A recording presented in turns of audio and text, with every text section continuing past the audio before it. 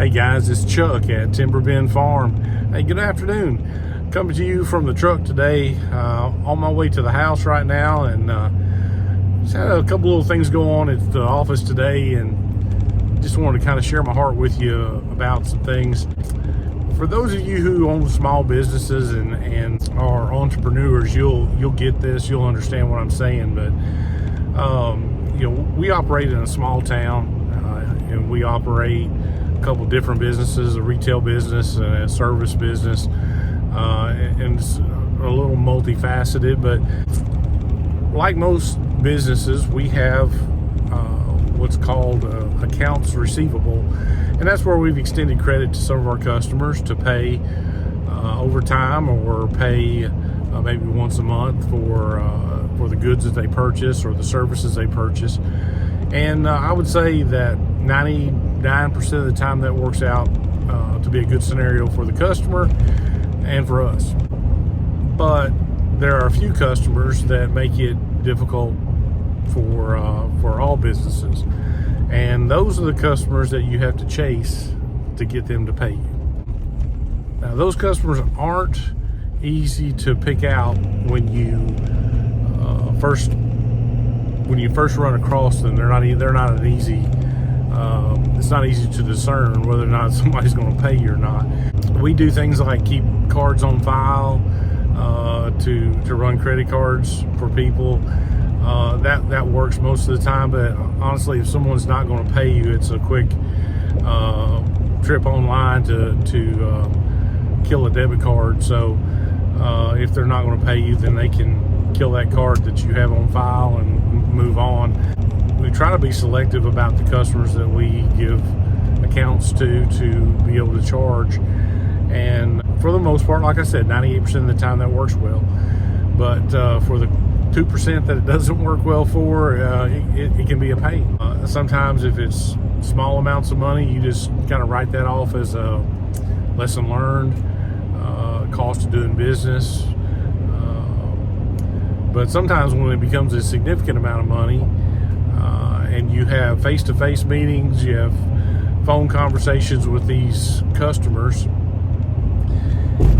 and they either won't pay or can't pay, or they get in a situation where they begin to avoid your phone calls, text messages, and you can't find them, it becomes very disappointing. I've had entrepreneurs who are starting up businesses.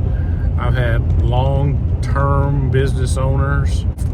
I've had people from pretty much every walk of life you could imagine that I have extended credit to, that have not followed through on their payment plan or on their ability to pay their debt. I get phone calls from time to time from these companies that want to collect my bad debt. What they want to do is they want to make phone calls on my behalf, send letters.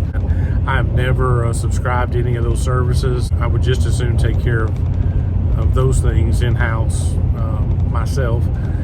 And if I end up having to write off a bad debt, then I just write off a bad debt.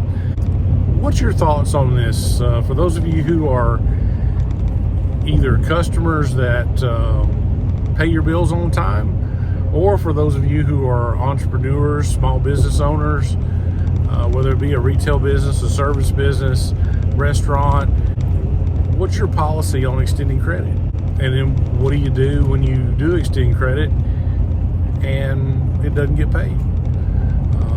I know there's legal action like small claims court, but I heard today that that can take as much as 2 years to go before a judge in a small claims situation. I don't think for me in my situation that's an avenue I want to tread down. But with some of these people, I'm at my wit's end. I don't know exactly what to do. That's my pet peeve of the day, is folks that won't pay their bills. I know for a fact people fall on hard times, and I'm sympathetic to that. But I also know that in today's economy, in today's world, if you need some money, there's a great place you can go, and that's to work.